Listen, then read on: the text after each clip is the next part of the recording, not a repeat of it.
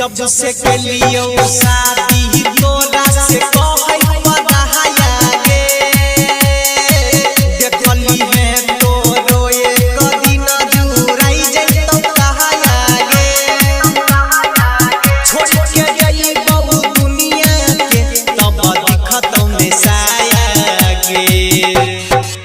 हमारा खातिर जना के बेचैन तोरा हुए के पड़ता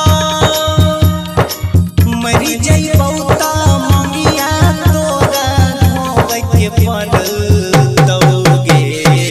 सच्चा कोई ने हो भी मोहब्बत रोवे के पड़ता सच्चा कोई ने हो भी मोहब्बत रोवे के पड़ता राधिका रिकॉर्डिंग स्टूडियो